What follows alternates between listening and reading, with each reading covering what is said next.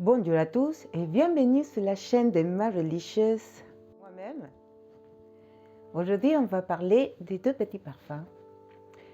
Mais ce sont des parfums que j'ai construits à une époque, qui ont marqué l'histoire, qui ont marqué ma vie et qui continuent encore à marquer la vie des autres. Donc, sans tarder, on va commencer tout de suite par le premier parfum. Et je pense que beaucoup de gens vont se reconnaître ici.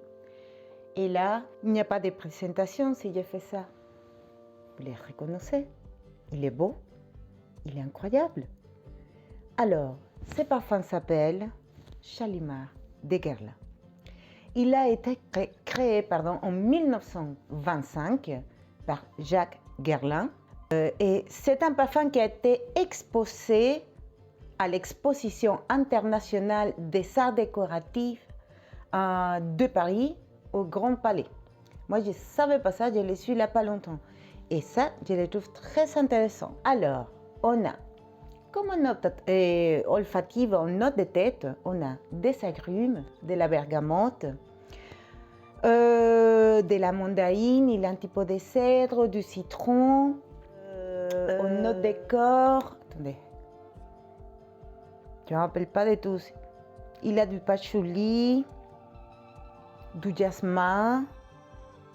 Il y a une autre fleur blanche que je ne trouve pas ici. Je lui mettrai ici un petit énoncé avec l'odeur. Il a de la rose. Waouh, quelle complexité ce parfum. Et comme note de fond, ça je le savais, il a un petit peu de vanille. Il y a du bois de santal, de l'encens. On a aussi... je vous avais parlé dans ma dernière vidéo de parfum de l'Opoponax, que c'est une résine. C'est ça aussi qui les donne ces petites senteurs balsamiques, un petit peu sauvages au parfum. Moi, je l'adore. Il a un petit peu de musc et de la fève tonka, qui peut être un petit peu confondue avec la vanille. C'est mon opinion, hein. Après voilà, mais voilà, il y a un côté un petit peu vanillé, un petit peu croquant dans la fève tonka qu'on peut trouver aussi avec la vanille à mon avis. Voilà, et il y a une autre note que je sais pas, je peux pas vous dire. Si d'ici à la fin de la vidéo je ne me rappelle pas, je vais vous la mettre quelque part ici. Voilà, que vous le sachiez. Alors, qu'est-ce que je peux vous dire de ce parfum? C'est un parfum qu'il faut savoir porter. C'est comme tout dans la vie, si vous voulez.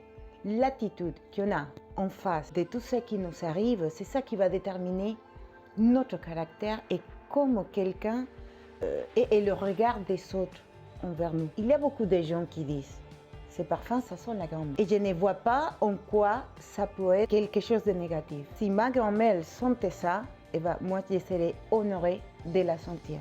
Parce que ce parfum, il n'est pas fait pour... Ce parfum, il est un côté, une fois qu'il est sec, il a un côté poudré, avec une élégance que moi, j'adore. Moi, je possède la version eau de toilette, parce qu'avec certaines fragrances, il a la différence que je ne sais pas doser en eau de parfum.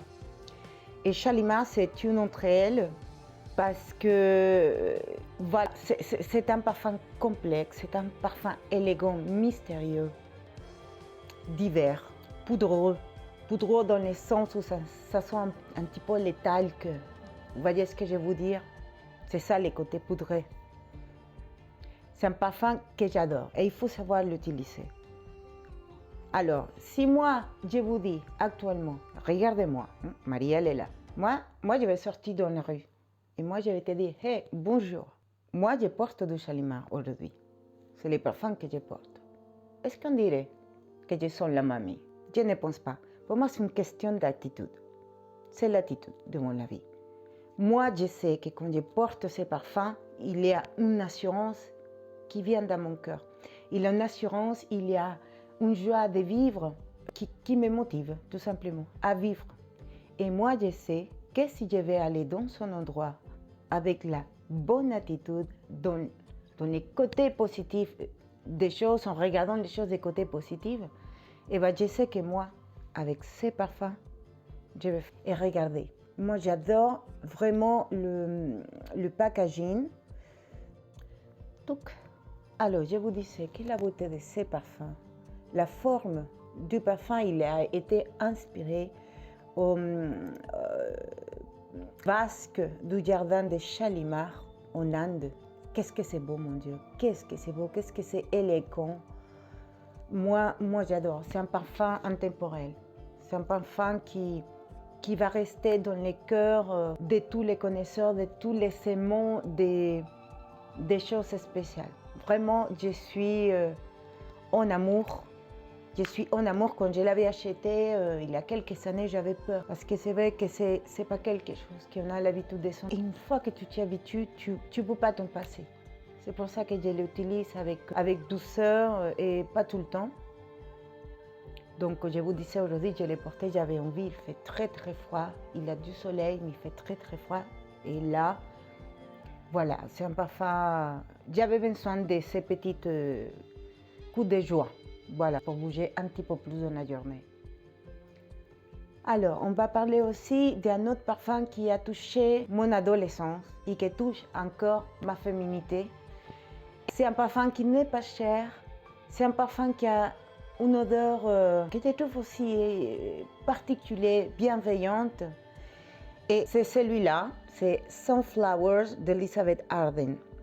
Je l'adore. Il en a encore. Là, c'est la version eau de toilette. Je vous montre les sprays. Voilà, il est tout simple. C'est une version, un grand format de 100 ml. Oh là là, j'adore ce parfum.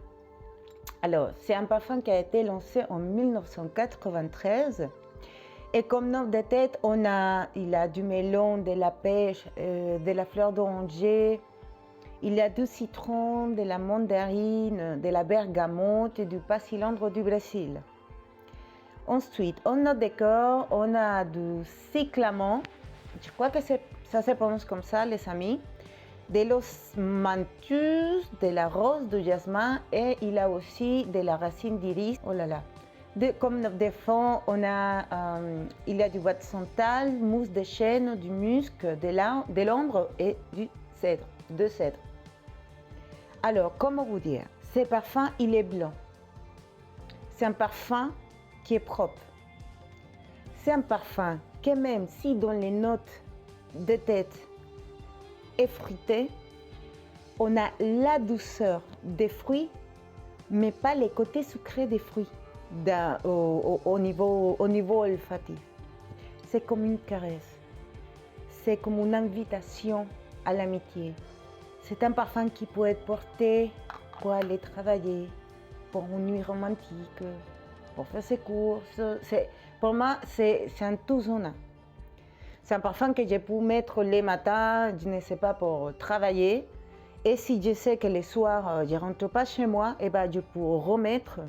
Et je sais que je vais me sentir bien avec ces parfums. C'est qu'il y a un côté innocent que j'adore. Il y a ouvert, il y a un côté assurant dans ces parfums. Je pense qu'il peut être porté un côté pour des jeunes personnes et comme des personnes plus âgées. Il est fait pour tout. C'est celui que j'ai utilisé quand j'avais à peu près une quinzaine d'années. Je l'ai adoré. Par contre, même si c'est... là, pardon, je parle de eau de toilette. Même si c'est une version en eau de toilette, attention. Parce que avec ce genre de parfum, si vous exagérez, vous allez tomber dans la vulgarité et vous allez vous enlacer très vite. Moi, ça m'est arrivé une fois sans faire attention. J'en ai mis plus qu'il fallait et je ne supportais plus. Donc j'ai arrêté de l'utiliser pendant un moment et ensuite je l'ai repris et je l'utilisais avec mon cerveau et pas avec mon cœur. Et maintenant voilà, je l'ai relève d'amour. Je l'aime encore et je vous le recommande à 100%. On les trouve partout. Ces parfums, ils ne coûtent pas cher du tout, mais vraiment foncez, allez-y. On peut l'utiliser en été, dans les soirs d'été, en automne, en hiver. Voilà, on peut l'utiliser dans les printemps aussi, enfin, dans toutes les saisons pour moi. C'est un parfum, voilà, on peut l'utiliser tout au long de l'année. il va rester dans mon top 10 des parfums qui ont marqué ma vie. Voilà. Bon, cette petite vidéo touche à sa fin. Très contente de la faire. Je suis un petit peu pressée, mais on a réussi, on a fait la vidéo. Donc, n'oubliez pas de me donner un petit pouce en l'air et souscrivez-vous à ma chaîne. Et prenez soin de vous, les amis. Ça, c'est très important. Prenez soin de vous. Je vous embrasse très, très fort et à très bientôt, les amis. Au revoir.